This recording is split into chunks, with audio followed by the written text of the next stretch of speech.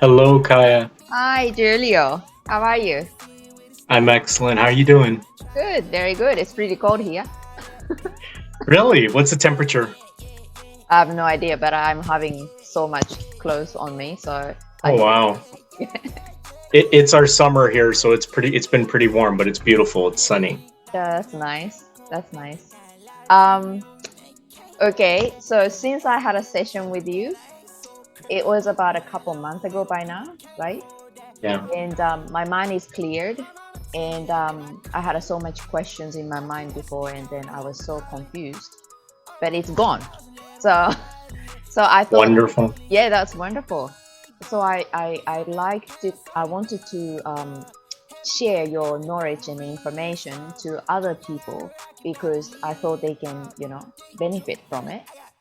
Therefore, I ask you if we can do the interview together today, and here we are. Thank you so I'm much. looking forward to it. No, it's my pleasure. It's my pleasure. Thank you. So today I'm hoping to do more like a Q&A session. So I ask you a question and then you can answer to it. Is that okay? That's perfect. Yes. Absolutely. Yeah. Good. So before anything, I'd like you to do the short kind of introduction of yourself for the people who don't know you yet, please.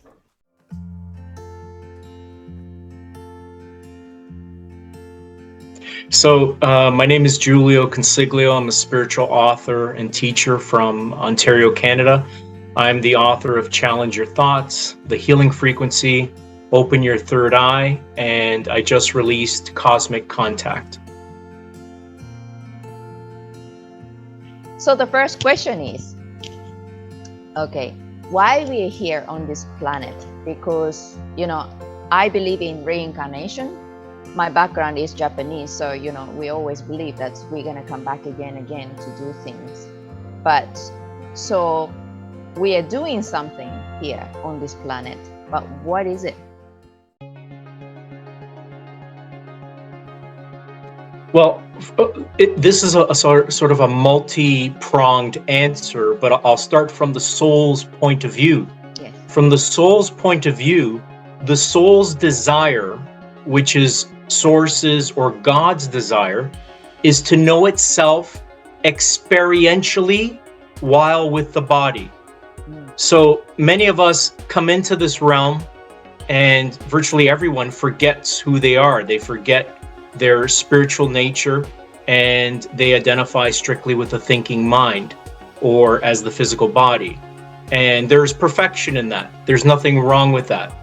But ultimately, the soul is here to temporarily forget what and who it is, and then call upon the experiences required, necessary to create the atmosphere for an awakening. Once you awakened to your true nature, then you begin to create consciously, calling forth the experiences you desire to experience. So that is ultimately from a spiritual vantage point while we're here. Interesting. So in the process of the kind of evolution of the soul, I believe that the detaching from the ego is a very important aspect of it. So can you please explain to us what is the ego?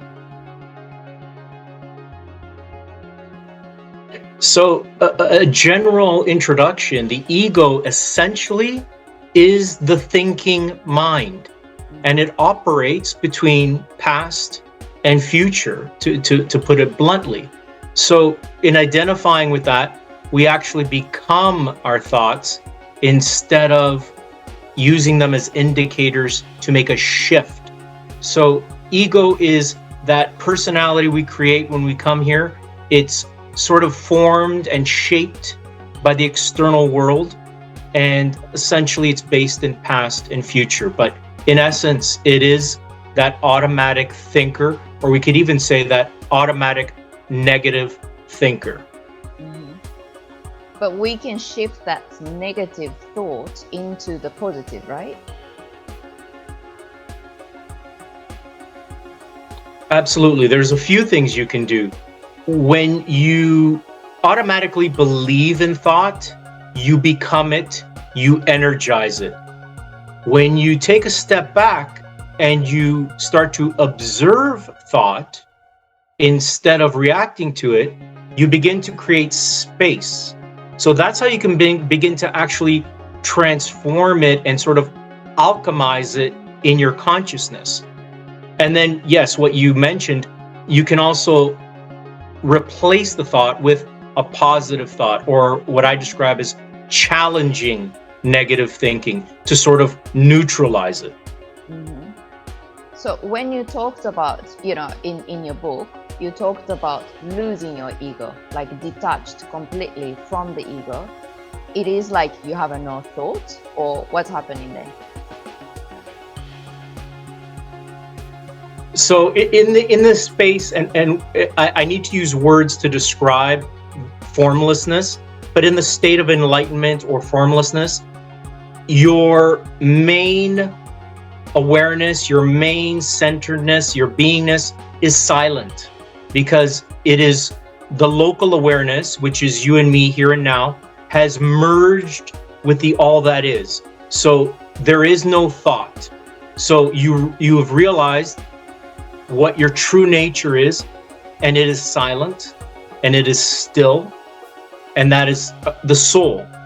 So when you experience a thought, or an automatic negative thought, or it slips past and becomes an emotion, instead of reacting to it and becoming it, you observe it. And in observing it, you are no longer fueling it, because you've realized the only reality there is, which is the present moment, or the eternal now. So in essence, you make that return of awareness back to the mind or no mind, where there is no thought. You're actually transcendent or beyond it. When you have the thought, then the thought is kind of attached to the emotions quite often. So if you are not having ego and then become an observer of the thought, then you are not feeling anything, or you still feel something? So in that space of stillness, what you actually experience is unconditional love, spontaneous joy, spontaneous gratitude, clarity. So these are not emotions, these are reflections of beingness. So you're still able to, and this is the gift, you're still able to experience those automatic negative thoughts. So what they are, what they become in the enlightened state, are indicators to come back to the moment, but also they're a gift in contrast, because in the quantum realm, when you are no longer with the physical body, there is no such experience. So that is the gift that comes in the enlightened or awakened state, is you experience the contrast where it once was actually the source of suffering. So it's a tremendous shift. That's wonderful. It would be nice to have non-ego mind. Like it's like I live on the street where the car always passes next to the house, so I can hear continuously the noise from the cars, right? Trucks and everything. And then sometimes like there's no car, and you're like, wow, no car. It's so quiet and it's so nice. It's so peaceful. I just imagine it's like that, right? It's a silence. And it's funny you mentioned that. Growing up, where I grew up in Hamilton, we grew up on the business district, and I had traffic in front of our building all the time as well. Yeah, it's pretty noisy. And then when it stops, you're like, you come back to the presence. It's like, wow, it's so good. It's another dimension. Yeah, it is. Oh, speaking of the dimension, the next question is, lots of people talking about, ascending from 3D to 5D, but what is it exactly? Because there are so many people talking about different things, and then it's pretty confusing. That's a wonderful question, and it should be described. So 3D is the dimension of the thinking mind. So we need to paint, just quite simply, a picture. So the thinking mind ultimately is operating between past and future, and it comes with these sort of characteristics: doubt, confusion. So there really is no clarity in that dimension when one operates strictly in that dimension. So 3D reality is what everyone experiences when we arrive in this realm, on this planet. Shifting into 4D is where one begins to question one's beliefs and wondering, what is this really about? And starts looking at the beliefs that they've been entertaining and realizes some of these are perhaps limiting, and perhaps there's more to what I've been experiencing. Because the thinking mind, and this is important to understand, has made a very convincing argument that is the only reality there is, that is the only state of mind there is, when in fact it is only something that has temporarily hijacked our consciousness, taken over. Stepping into 5D, for many, this can happen slowly over time till you reach that centeredness, that point of zero, that stillness, or it can happen through a spontaneous awakening. And 5D is that no mind state of inner stillness, and one has remembered who they are, realized the truth of who they are relative to source or God, and have transcended the thinking mind. And it's by opening that third eye, which is a powerful, powerful force. And when that is activated, you will not have to do anything. It is a state of surrender. It will automatically shut down every negative thought or emotion automatically. And once you're in that state, it's described as Buddha nature or Christ consciousness or cosmic consciousness, but it's that state where you've now merged with the all that is. You realize, not that you realize your oneness with all of life and everything in it. Because we already have that potential, that we just are not accessing that yet. So as you said, we're not realizing that's who we are. And then once we do, and then we can get to that point, it's the 5D. And in the 5D, then is there anything different from this reality rather than that what you explained? For example, like things happen faster, and then or this manifestation, what you thought of, just comes into your life, boom, like that. Is gonna happen like that? That's a wonderful question. A couple of things happen. Because you're in the surrendered state, things do tend to manifest quicker.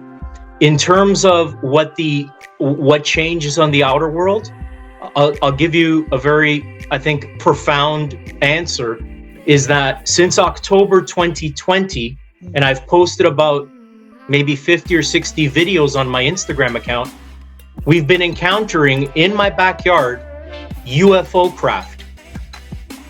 And it's been recorded, and this is, I don't know if you can see that, that's what the next book is about. Oh, cool. So the experiences with these higher dimensional beings has been profoundly spiritual.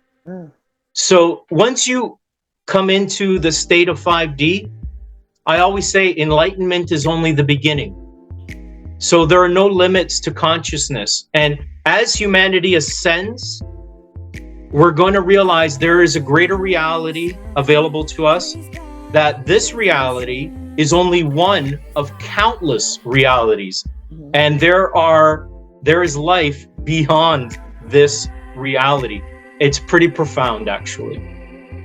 So for the people who are reaching to the 5D, can only access to those encounter with UFO and the other beings and stuff like you're talking about, or everyone actually will be able to see them or connect with them? Because that's I've heard that ET beings, I don't want to call them like this, but there's no other words that I can describe.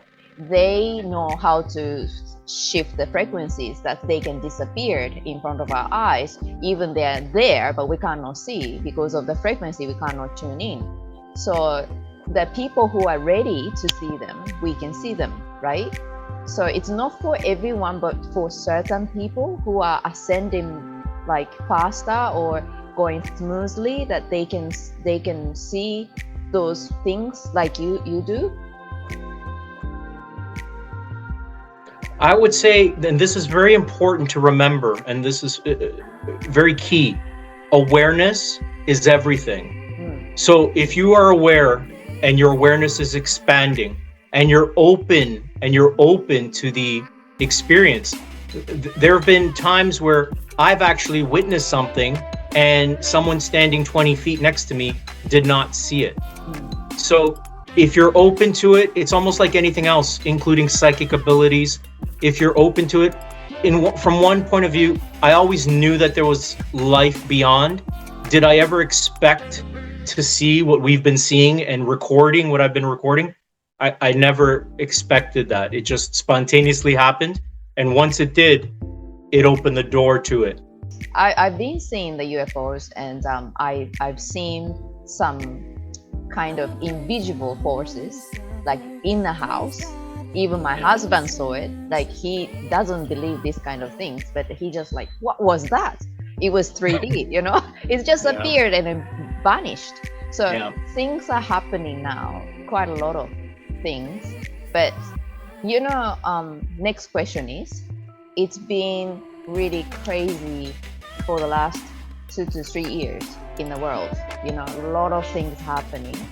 But from your perspective, what is exactly happening to humanity? What is, we talked about, you know, ascending from 3D to 5D, but you know, with this virus or bioweapons or whatever, like a lot of things going around, you know, bringing us more fear in the heart. So for you, or from your perspective, what's happening to the world now? So from I can give you a couple of just short perspectives. From a 3D point of view, it looks like the world is going to hell in a handbasket. It looks like, you know, people are terrified. People are running to get a treatment that they think is going to help them, when in fact it's not, you know, for a lot of them. And so from one point of view, there looks like there's a lot of destruction. But from a 5D or spiritual vantage point, the way humanity was sort of just trudging along, it was sort of like a treadmill. There was really nothing. People were living, you know, very materialistic from one point of view, very caught up in the mundane everyday life. See, the thing is, from an individual perspective, until there's a real threat, one does not seek change, one does not seek another way, and one does not seek understanding. So what we're witnessing here is going to be something that's never been done in the universe, and that is a shift in a collective to 5D, to those who desire it. So what we're seeing is, you know, systems that human beings have relied upon now crumbling. People that we thought were in power and were here to sort of help us, they're not really our friends. So this is a lesson in sovereignty. This is a lesson in standing in your sovereignty, in having autonomy. And it's also, you have to remember, what is happening in the collective is a reflection of individual consciousness. So fear on this planet, in this realm, has allowed to become actually a monster. So it is guiding people, and it's unsustainable. So this is happening, and there's a divine plan behind it. And it's to create that atmosphere for a collective shift in consciousness. Yeah, I agree. There is a story I want to share, this just short story about the Krishna. That there was a story long time ago they talked about, but there was a lady came to Krishna and they're having meeting or talking together. And the lady said to Krishna, please give me some problems, more problems. And Krishna said to this lady, but you have already some, it's too much for you. And the lady said, no, I want more, because when I have problems, I think of you. I can connect with you closely. And then when I heard this story, it was like, it's interesting, you know, the humanity, when they realize something or they want to change themselves, like there's always problems or some intense event happens or pain happens, you know, physically or mentally or in a relationship. And then they started to feel like, okay, I need to do something about it. And then they take action. So yeah, I felt like it is happening behind the scenes. But you know, if you see on the medias, I don't watch media, but you know, a lot of people still do, and everything happening in the world looks like it's like hell, really. Like everything is bad, you know, nothing is good about, you know, like why you want to live in this world, because everything is bad. But actually it is kind of detoxification process, you know, everything is changing now, and then I'm feeling that things are going to be better. And yeah, that's how I felt. But anyway, okay, next question is, Sure. it's a bit related to this. I believe that all is one, right? And so everything exists in this world is because the source or the creator or God, or whatever you want to call it, allow them to be existed, right? So everything is God, all is one, all connected. And why, if so, why we need to focus on good? That's a great question. It's not so much to focus on good, but it's to have the free will. From one point of view, humanity is a spiritual experiment. And with free will, you have the choice to choose darkness or light. But the truth of the matter is, enlightenment is actually transcendent of both states.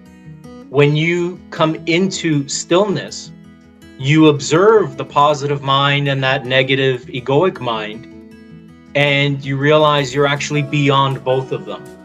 But when you're in that dimension of stillness, that space is unconditional love, and that's what we are at our core. So our essence leans towards good and goodness simply because of that. And it's when we identify with that egoic mind, we choose the opposite. But from Source's point of view, from the highest self point of view, there actually is no good or bad. It's simply choices. It simply is, because it's just sort of, you have hot and cold water, but it's essentially the same water. It's just a varying degree of difference. Could you please give any advice to the people who wants to change themselves or shift themselves, but they are not yet have enough courage to do so?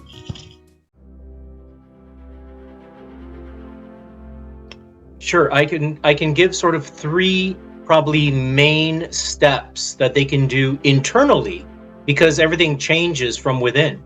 That can really create massive shifts. Number one is realize the present moment is all there ever is.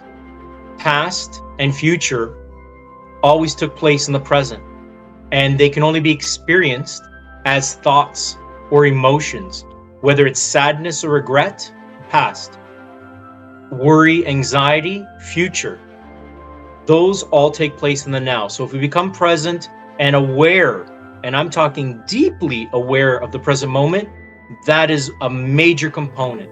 Number two is we've been conditioned to believe every automatic negative thought that comes to our minds. We identify with those, and that is part of this game, this experiment of life.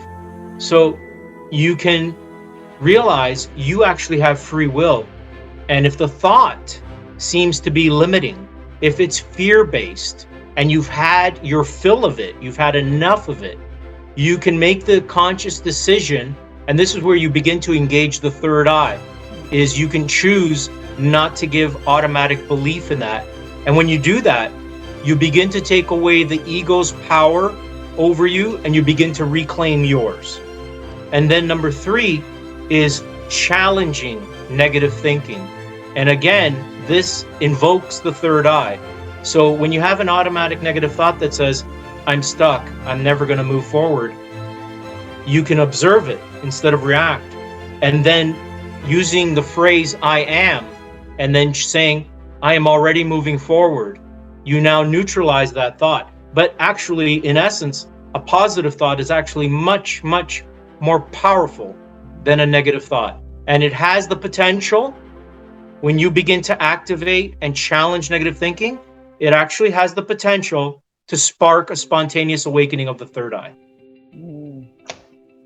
That's powerful, isn't it? It is. It is powerful. I had not long ago, that was like about 3 weeks ago, I received a message from real estate, and they said, oh, you need to do pest control. And I don't want to do pest control, it's a poison. I don't want to kill insects, I don't call them pests. So I was thinking, my heart was really like irritated, and then I was not happy about this news.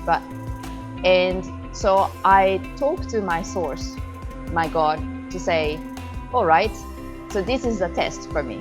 I need to deal with it, because I know I can change my reality if I change myself, and anything else change. So I sat down, and then I talked to myself, my higher self, to say, okay, anything I can do, I will try today, because I want to change myself, this reality. And then I heard the voice said, see everything from the God's perspective. And I said, okay, so God is love. So I just feel love, right? And so I said to myself, all right, so if someone comes today to do pest control, I welcome them. And I believe that they are doing the good things, because for them, from their perspective, they're doing the right things, killing that pest because people don't want it, don't want them. And also they're bringing income to their family, and they're doing the right things. So from the God, it's, as you said, there's no right or wrong, bad or good. So I said to my source, all right, so when this guy come today, I will welcome him. It's like I love him like my husband, like, oh, welcome. I will say, welcome, thank you for coming, and thank you for your service. And that's it. I shifted so much. I committed, not like just thinking, I felt the shift in my heart. I said, okay, whatever happened, it's meant to be. And when this guy come, knocking on the door, I saw him, I welcomed him, and he looked at me and he said, you sent me a message to say you're very sensitive with the chemicals. I said, yes, that's true. And he looked at me and he said, you don't have to do that if you don't want to. I said, really? That's incredible. Really? He said, yeah, don't worry. And that's it. That's incredible. That's it. So it was so fast. After I sat down and talked to my higher self, to the time that I met him was like about an hour, but it was a very powerful shift. And then I knew I can change my reality from, changing myself by, people afraid of the future because it's unknown.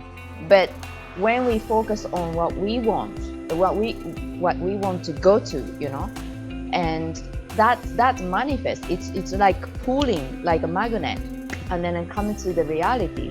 It's not always the result what we want happens, but because there's a reason behind it. But more we try, and it will shift. Yeah. I want to say that that's a great lesson in how to shift timelines. That's a really good lesson. And just to touch real quick on what you said, I posted something on Instagram about a week or two ago.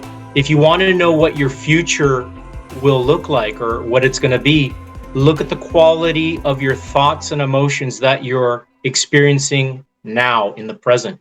And if you don't like them, change them, shift to gratitude, non-attachment, appreciation, and more importantly, surrender. That's pretty difficult for humanity, right? Surrender. It's the control. It's the control, but it's only the ego which fears and fears the future trying to do that. We become aware of the ego and how it operates. That's liberation, the beginning of it. Yeah, I mean, because fear is illusion, I've heard. So it is. Yes. Okay. So next question is, what is the importance of the meditation?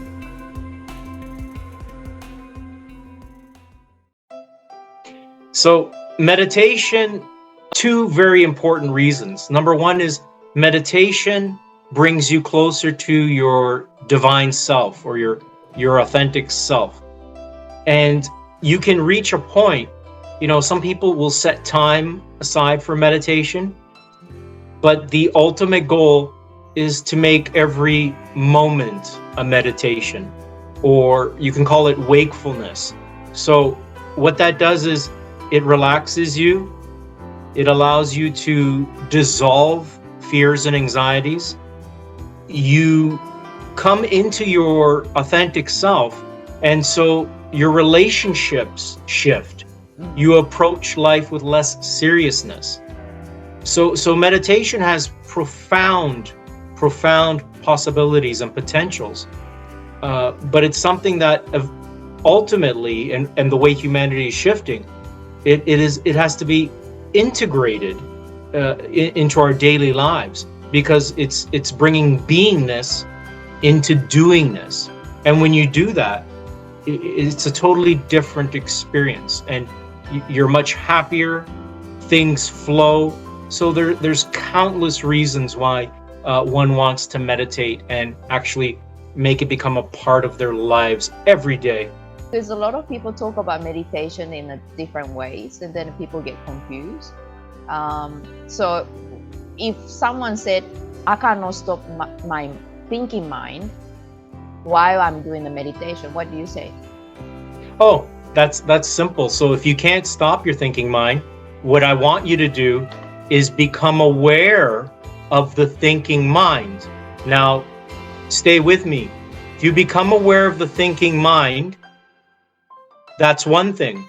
But now I want you to do one more thing. Become aware of the awareness that is experiencing the thinking mind.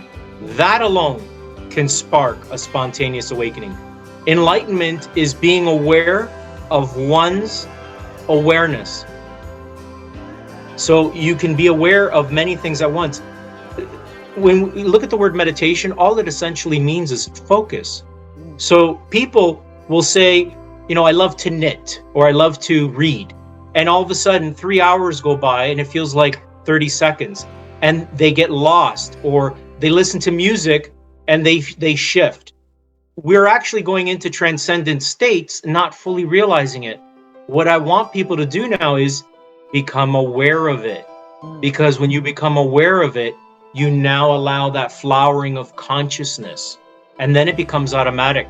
Enlightenment has nothing to do with effort or trying. It is surrendering and observing. So if one says, I can't stop the thinking mind, that's okay. Become aware of it and create space.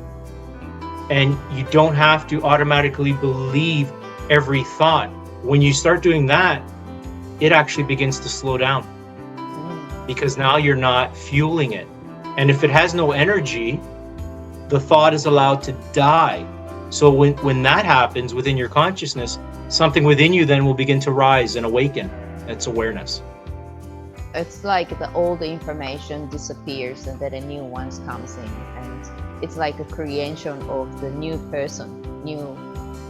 I don't know how to say it. It's emptying your bucket. So if your bucket is full with the past and future, it's now empty. So if it's empty, you're allowing now the universe to fill it with wisdom, clarity, understanding. Yeah. I can only do the meditation for a couple minutes. but it feels so good. So meditation is like lost in time, is it? It is. You actually transcend time, and the experience could actually be time collapses. And that's what's actually happening with New Earth. Manifestations, and other spiritual teachers have said this, are going to happen a lot sooner, because collectively we're all going to agree and realize there is no time. So you have that collapsing of time, and it's just realizing and waking up to it. That's powerful. All right. So the interview is coming to the end. Time runs so fast. You see, lost in time. Yes. So the last question to you, I always ask the same question to everyone, but what is the life to you?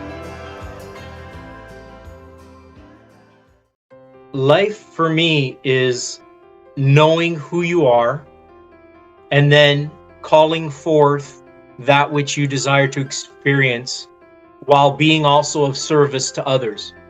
So when you are actually being of service, you are open to receive, because we're all one. So whenever you're sharing your gifts, if you want to say we have a soul purpose, or life to me is realizing what your soul purpose is, and then sharing those gifts with the world.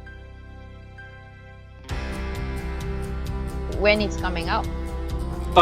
It released last week. Oh, all right. Didn't know that. Yeah, it released last week. So what this book is about is, I'll just show it again, spiritual insights. During writing this book and experiencing what I've experienced outside in the backyard, I've done a lot of channeling. And, they're telling me we're here to sort of, they're waiting for humanity ultimately to meet them halfway. And what that means is that space of unconditional love, of sort of accept, because they've been here forever, and, just sort of out of sight, out of mind. But they've always been here. They come in peace. And the experiences that I have when I see the craft, and when they appear or begin to communicate, I have several videos of spontaneous flashes of light. And I ask, can you do that again? They do it again. It's very profound, and I put it right up there to my moment of awakening. It's that profound. I'm looking forward to read that book. I'm gonna order it today. So awesome. Can it find it on the Amazon, or what? Or where we? Yes, so it's available Amazon Australia, Amazon USA.com. So it's available everywhere right now through Amazon. That's great. All right. Yeah. So thank you so much, Jiulio, today. And I put your information, whoever wants to talk to you or wants to know about you more, I'll put the links with this video so they can find you easily. So thank you so much for today, and I'm looking forward to seeing you again soon. Caia, you're so gracious and kind. Thank you so much. I always love our discussions, and I see the stillness in you as I see it within myself. So 1,000 blessings to you. Thank you. Thank you so much. Thank you.